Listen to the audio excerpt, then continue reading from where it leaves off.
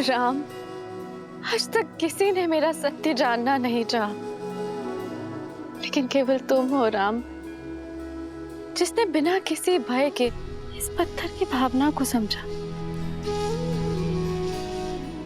तो सुनाइए वो सत्य मां जो बरसों से इस प्रतिमा के पीछे छुपा है।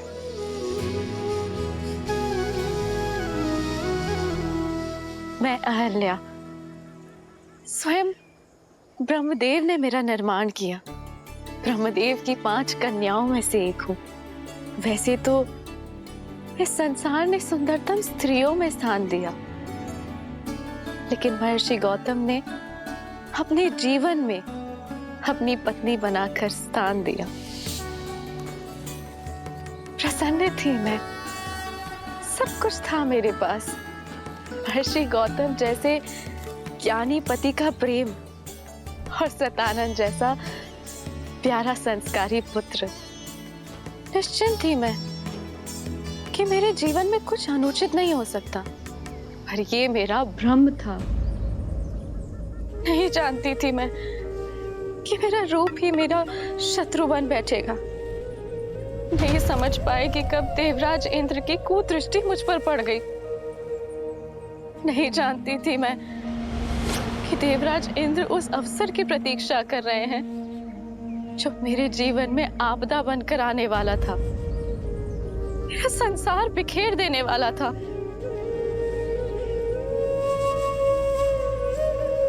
अग्नि मेरे पुरोहित यज्ञस्य देवनृत्य। अहिल्या,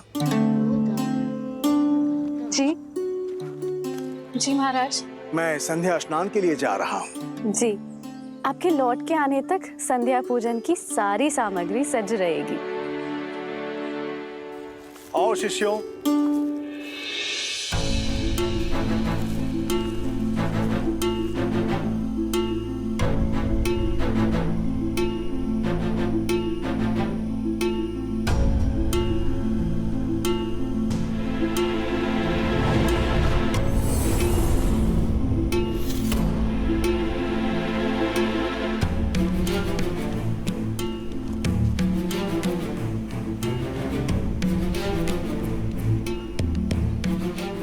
पुत्र सतानंद, तुम्हारे पिताश्री संध्या स्नान के लिए गए हैं और अपने वस्त्र यहीं पर भूल गए।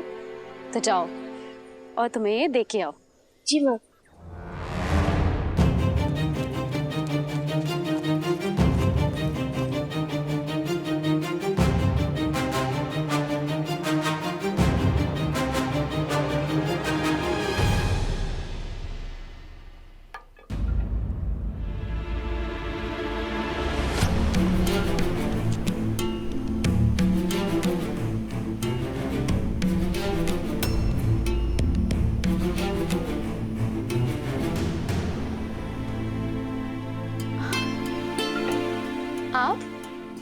आपको स्मरण हो गया कि आप संध्या स्नान के लिए गए, किंतु अपने वस्त्र ही भूल गए थे।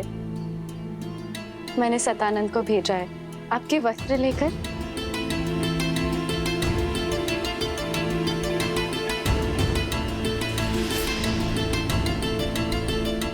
इसीलिए हम अपना वस्त्र छोड़कर गए थे कि तुम सतानंद को बाहर भेजो और हम दोनों को एकांत में कुछ समय मिल सके। अहिल्या,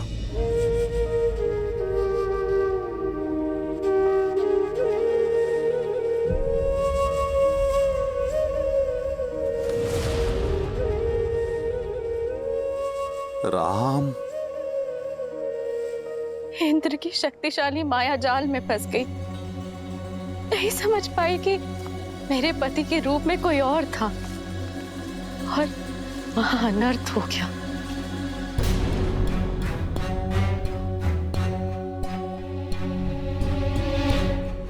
कौन हो तुम? मेरा वेश धारण करके मेरे आश्रम में क्या कर रहे हो तुम?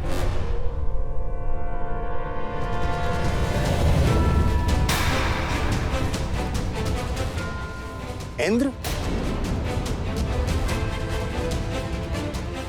देवता होते हैं मनुष्य और ऋषियों की रक्षा के लिए, परंतु तुम एक ऋषि पत्नी के साथ,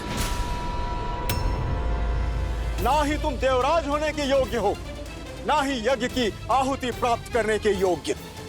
नहीं ऋषिवर, ऋषिवर मुझे क्षमा कर दीजिए, मुझसे बहुत बड़ी भूल हुई है ऋषिवर। तुम्हारे पाप के कारण जीवन के प्रत्येक क्षण में तुम्हें शाप भोगने के योग्य हो तुम।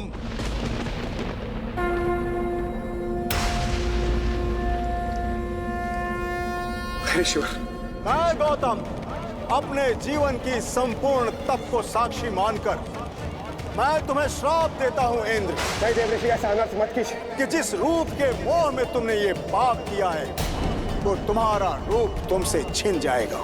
तुमने इंद्रत्व का अपमान किया है भोगी, तुम आजन्म रोगी रहोगे। देव ऋषि, तुम्हारे संपूर्ण शरीर पर सहस्त्रों घाव हो जाएंगे। तुम अपना पुरुषत्व खो दोगे इंद्र। असुर तुमसे युद्ध में विजयी होंगे। तथास्तु।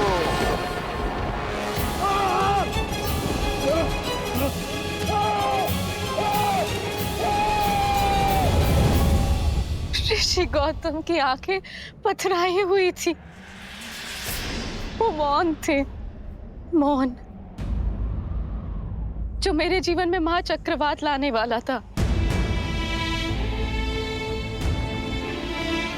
क्या अपराध था मेरा ये कि मैं एक सती होके अपना सत्य सिद्ध नहीं कर पाई, या ये कि मैं एक दुष्ट के मन की मलिनता को समझ नहीं पाई।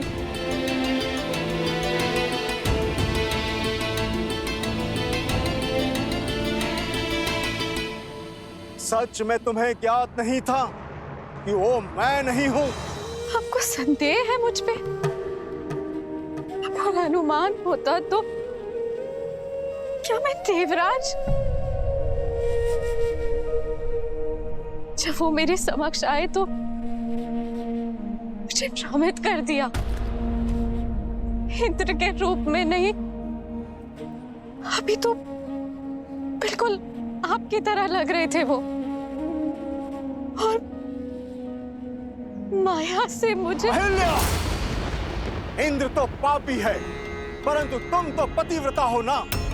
फिर तुम्हें यह कैसे अनुमान नहीं हुआ कि यह इंद्र की माया है? उसने तुम्हें स्पर्श किया और तुम्हें अंतर का अनुभव तक नहीं हुआ। मानने को मैं सच नहीं कि कोई स्त्री किसी के निकट रहने के पश्चात भी यह अनुभव न कर सके कि वो उसका पति नहीं है। सत्य बोलो अहिल्या, एक ऋषि पत्नी होने के पश्चात भी ऐसा तुच्छ व्यवहार। चरित्रहीन हो तुम।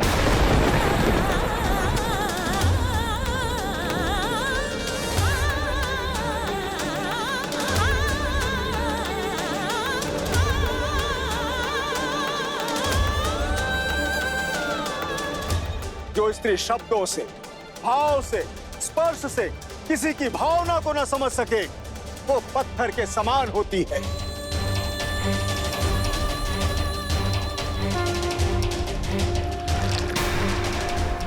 मैं तुम्हें श्राप देता हूं कि इसी क्षण तुम पत्थर की प्रतिमा में बदल जाओ, सदा सदा के लिए। तथास्तु।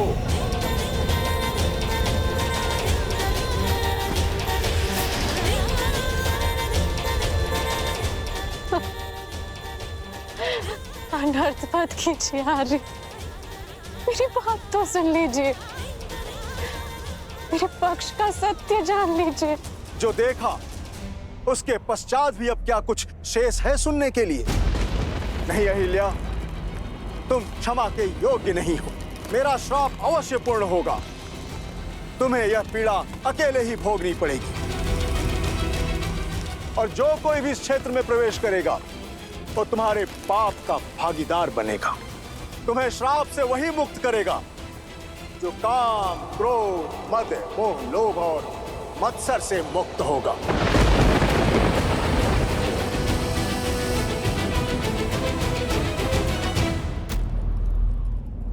माता,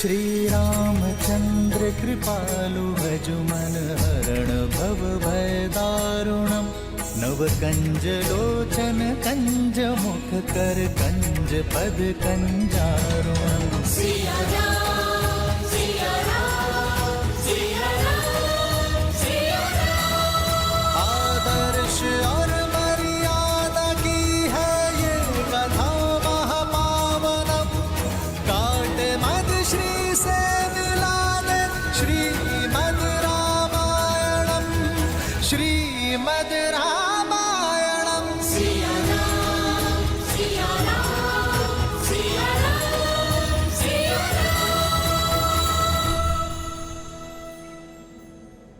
मुझ पर अपराध हुआ और दंड भी मुझे ही मिला।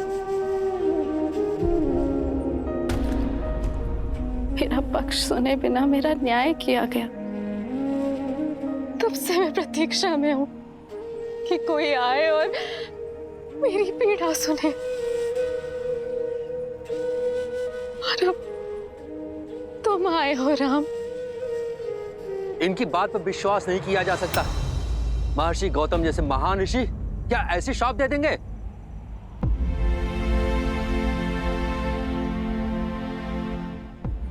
यदि एक पति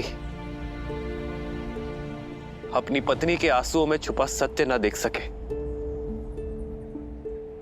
तो क्या वो पाप नहीं? एक संबंध में सबसे बड़ा पाप होता है उस संबंध में सम्मान खो देना। यदि गौतम ऋषि सम्मान ना खोते, माता अहिल्या के साथ साथ पति पत्नी के संबंध को शाप ना देते, अपराधी को उसके अपराध का दंड अवश्य मिलना चाहिए, पीड़ित को नहीं। एक स्त्री की पवित्रता का मापदंड उसका शरीर नहीं होता, भाव होता है, उसका मन होता है।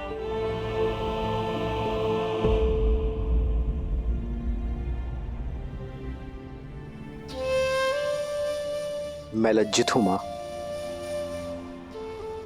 कि आपके पति ने आपकी पीड़ा नहीं समझी, किंतु ये पुत्र समझता है। आप निष्पाप है मां, आपको दिया गया शाप अनुचित था।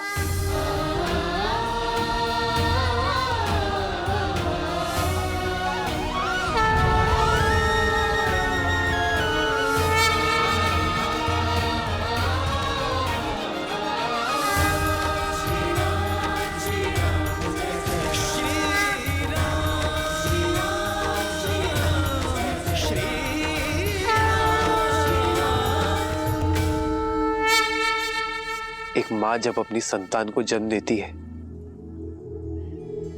तो कुछ देर के लिए मूर्छित हो जाती है, पथरा जाती है।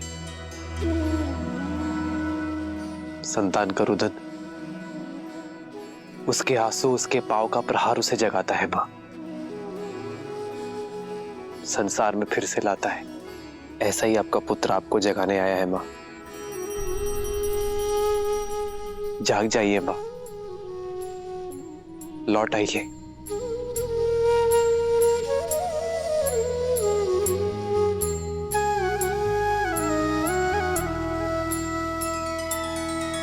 नैना करुणा पग में ममता पाषाण में लादे प्राण निष्पाप ना कभी दंड भोगे राम का है ये विधान। श्री राम श्री राम श्री राम श्री राम श्री राम श्री राम श्री राम श्री राम।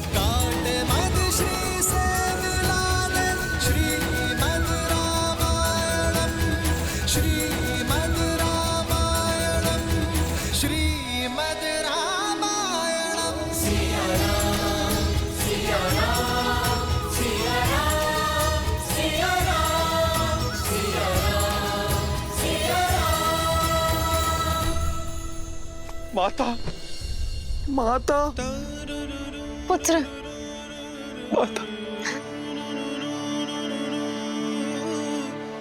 माता, मुझे क्षमा कर देना। मैं वो अभागा पुत्र हूँ जो मेरी माता की पीड़ा समझ नहीं पाया।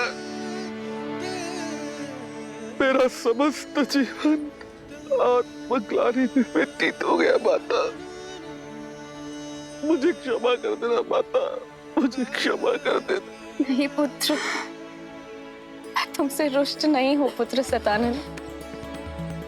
व्यक्ति की समझ तो आयु से परिपक्व होती है।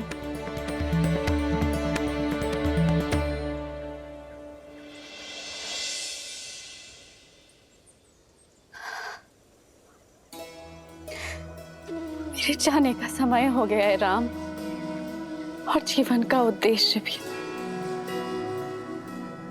जो कदाचित तुम्हारी यात्रा में आकर संसार को संबंधों की सीख देना था। आज तुम्हारे सत्य ने मुझे मोक्ष दिलाया है। जैसे मैं केवल राम का नाम लेकर इस संसार से जा रही हूँ, उसी प्रकार सभी सिर्फ तुम्हारा नाम लेकर ही साथ जाएंगे। राम नाम सत्य है। जीवन में हानि लाभ, शाप वरदान, पवित्र अपवित्र कोई महत्व नहीं रखता। महत्व है तो मात्र एक सत्य का। और यही सोच मनुष्य को जीवन और मरण के चक्र से मुक्ति दिलवाएगी, मोक्ष दिलवाएगी। राम नाम सत्य है। राम नाम सत्य है। राम नाम सत्य है। राम नाम सत्य है। राम नाम सत्य है। जय जय राम श्री राम।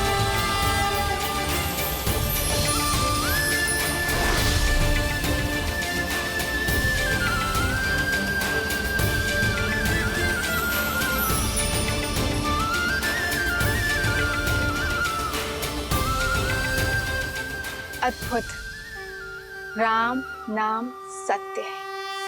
हाँ देवी, राम नाम से बड़ा सत्य तो इस संसार में और कोई हो ही नहीं सकता।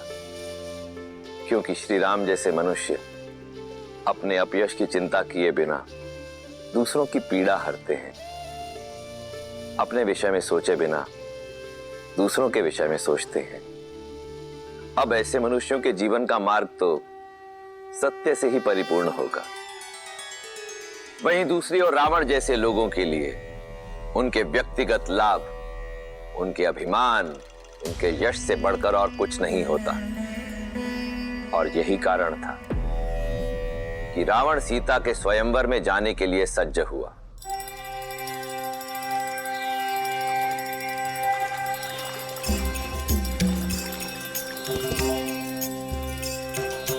आशुतोष शशांक शेखर चंद्रमौली चिदंबरा कोटि कोटि प्रणाम शंभु कोटि नमन दिगंबरा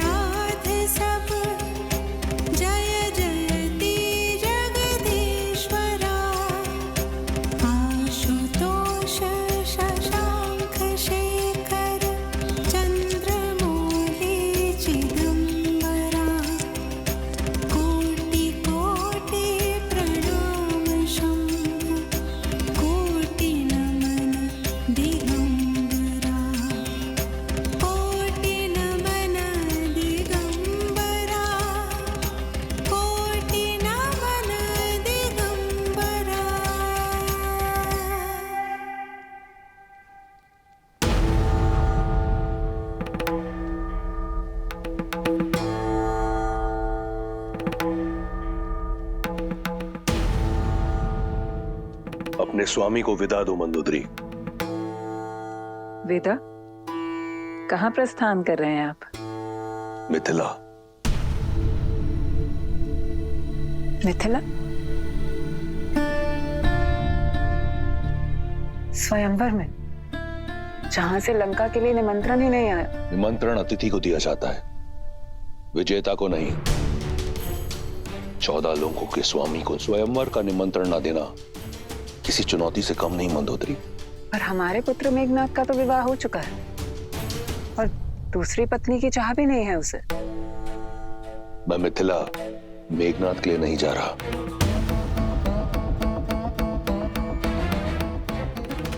तो फिर तो ये चुनौती सम्मान का नहीं, उपहास का कारण बनेगी रक्षराज। आपकी आयु तो जनक से भी अधिक है। निसंदेह, परंतु ना मैं जनक हूं और ना सीता का पिता, और आयु उन्हीं की बढ़ती है जो स्वयं को वृद्ध माने। इतने वर्षों पश्चात मेरा प्रेम, मेरी सेवा आपके लिए कम पड़ गई। मंदोदरी, तुम मेरे लिए वो अमूल्य रत्न हो जिसका तेज, जिसकी चमक कभी मंद नहीं होगी। तुम सदैव मेरी पटरानी रहोगी। फिर जनक पुत्री क्यों? मैं मिथिला केवल जानकी के लिए नहीं, महान शिव धनुष पिनाक के लिए जा रहा हूं। उसका वहां मिथिला में रहना चुभता है मुझे। जब महादेव का परम भक्त यहां लंका में है, तो उनका पावन धनुष वहां मिथिला में क्यों? मैं उसे यहां लेकर आऊंगा, अपनी भक्ति के प्रसाद के रूप में।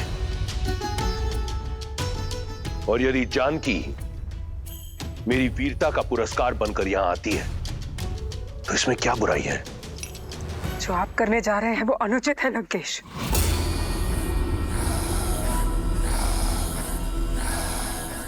लंकेश अनुमति लेने नहीं, सूचना देने आया है। दशानन की नई रानी के स्वागत की तैयारी करो।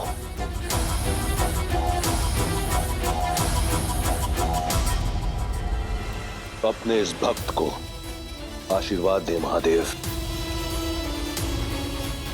और मुझे आशा है कि मेरी पटरानी की ओर से आपके धनुष के स्वागत में कोई कमी नहीं रहेगी।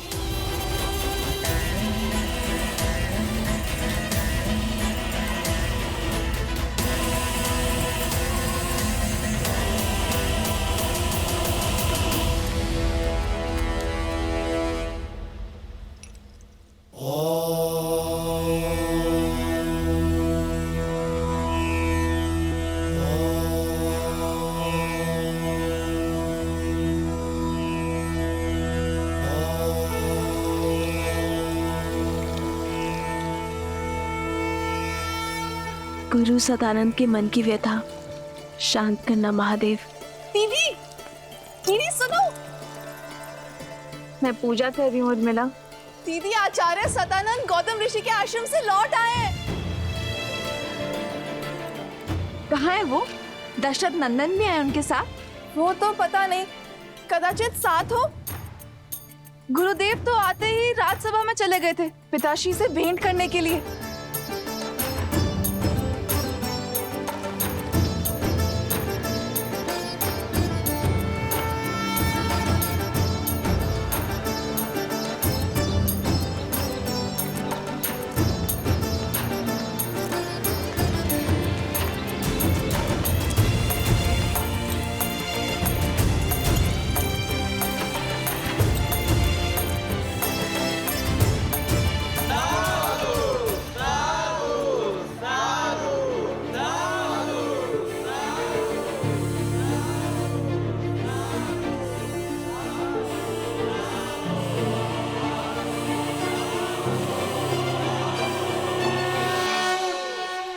ना सिद्धि थी, ना मंत्र, बस आंखों में अश्रु और वचनों में करुणा। राजन, उसका बखान मैं अपने शब्दों में नहीं कर पाऊंगा। अपने स्पर्श से मेरी माता को श्राप मुक्त कर दिया और मुझे बिना स्पर्श के इस अभिशाप से कि मैं एक चरित्रहीन का पुत्र हूं, आज मैं आपके समक्ष गर्व के साथ यह कह सकता हूं कि मैं अहिल्या पुत्र सतानंद हूं। मेरी मां कलंकिनी नहीं है, मेरी मां पवित्रा है, पवित्रा।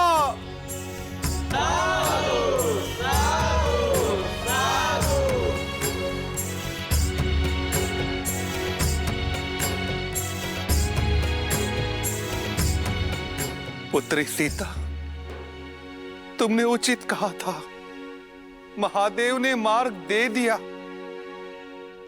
अब तुम्हारे इस गुरु को शांति की खोज के लिए कहीं और जाने की कोई आवश्यकता नहीं।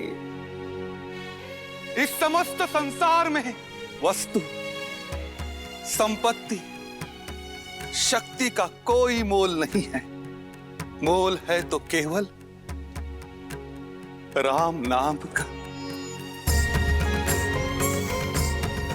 राम नाम सत्य है, राम नाम सत्य है।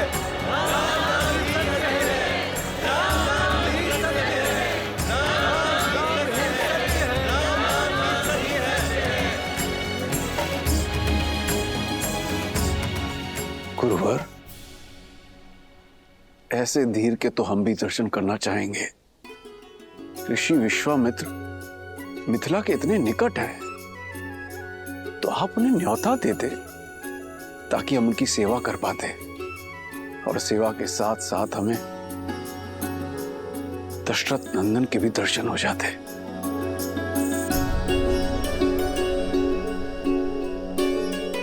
राजन, मैंने प्रयास किया था।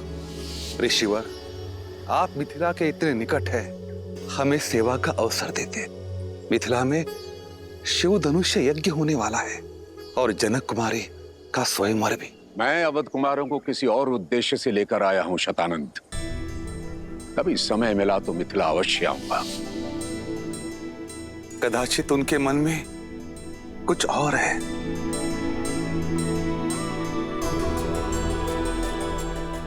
जैसी महादेव की नियति। यदि महादेव चाहेंगे तो ऋषि विश्वामित्र भी हमें दर्शन देंगे, और दशरथ नंदन राम भी।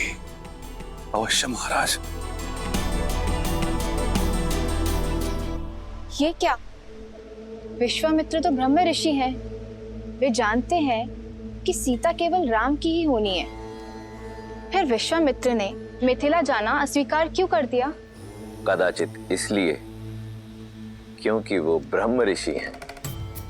कदाचित इसलिए कि वो उस क्षण की प्रतीक्षा कर रहे थे जब यह निर्विवाद रूप से सिद्ध हो जाए कि श्री राम से श्रेष्ठ और कोई नहीं।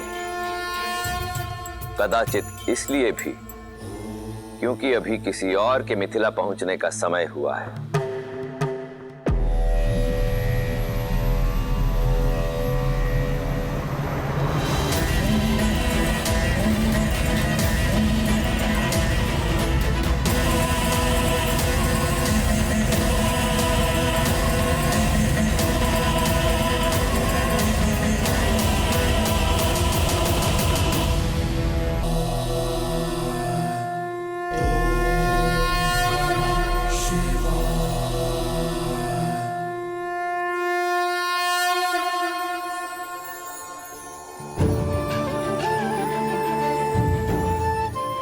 मिथिलावासियों, महापावन शिव धनुष को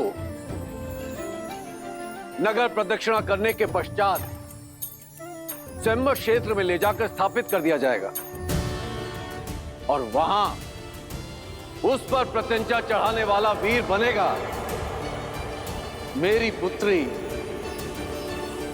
सीता का वर।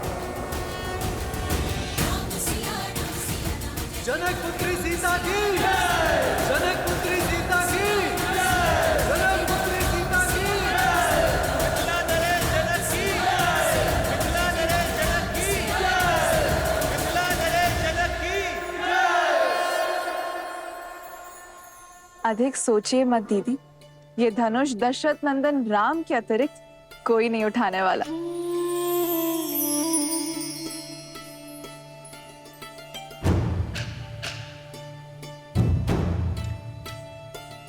अनुष्ठान प्रारंभ करो।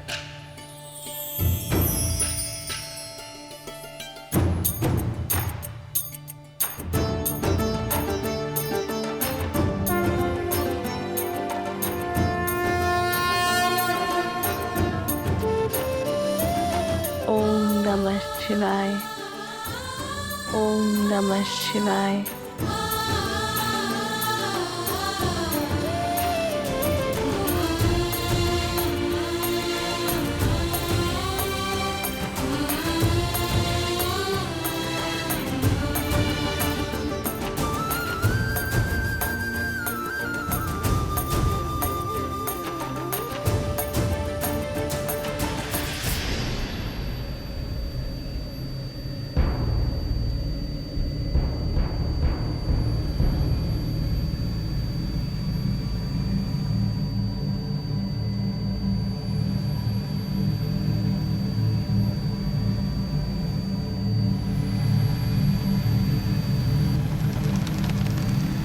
पुष्प विमान अर्थात रावण यहाँ आया। रावण, दशानन, दुष्ट राक्षसों का राजा यहाँ?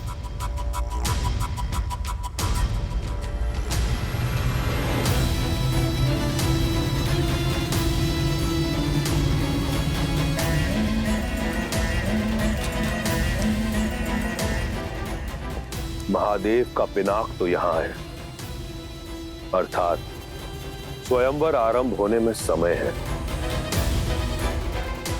पुष्पाक,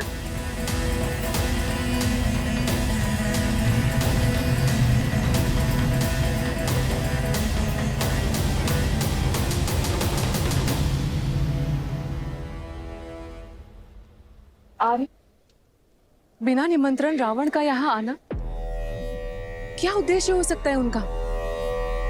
वो दशानन है, उन्हें निमंत्रण की आवश्यकता नहीं पड़ती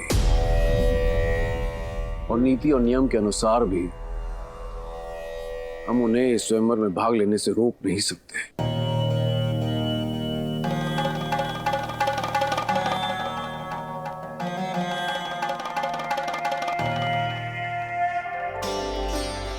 मुझे पूरा विश्वास है आप मेरे लिए जो भी करेंगे शुभ ही होगा।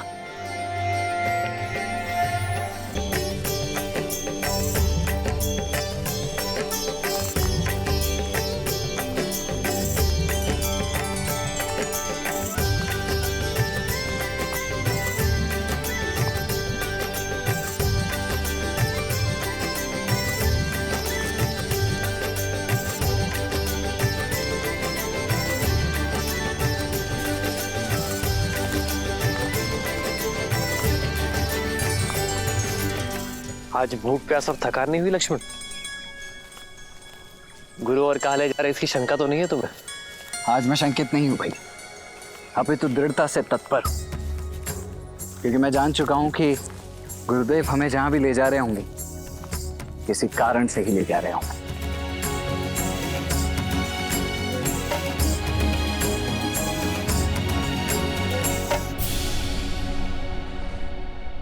यहाँ नहीं रहना हमें, चलो जल्दी चलो। यहाँ नहीं रहना, चलो चलो।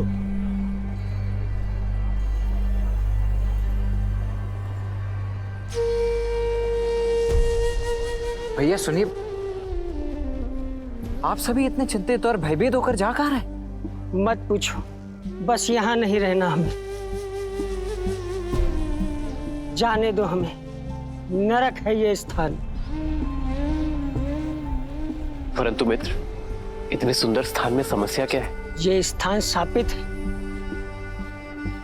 हमें हमारे भाग्य पर छोड़ दो युवक।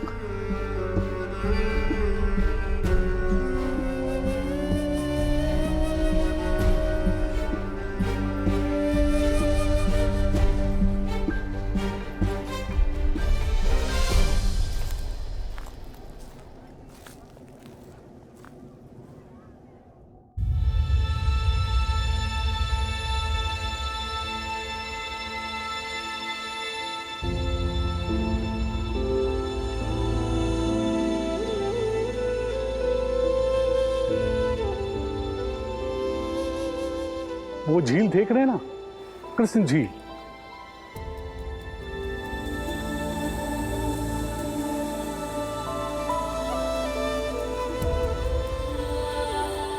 अचानक वहां से जल का वेग आता है और बाढ़ आ जाती है।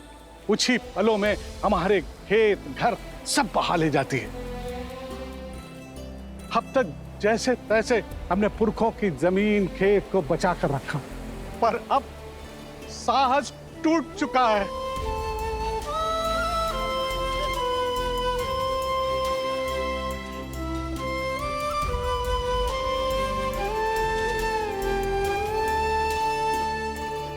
समाधान भागने में नहीं, साधने में है। प्रयास किए, पर कोई भी इस बाढ़ को नहीं रोक पाया।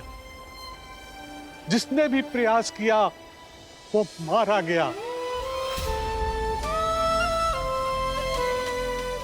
राक्षस शंखचूड़, उसकी पत्नी देवी तुलसी और नारायण की कथा तो सुनी है ना। वो झील साधारण नहीं है, देवी तुलसी के मन की पीड़ा से भरी हुई है। नारायण ने शंखचूड़ के छल से प्राण ले लिए और देवी तुलसी ने उसी पीड़ा में उन्हें शालिग्राम बनने का शाप दे दिया।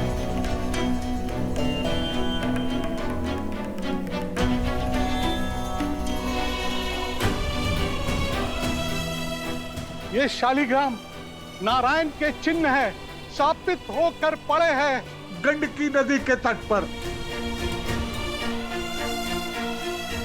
जहां ईश्वर ही शापित हो, वहां मनुष्य के प्रयास से क्या होगा।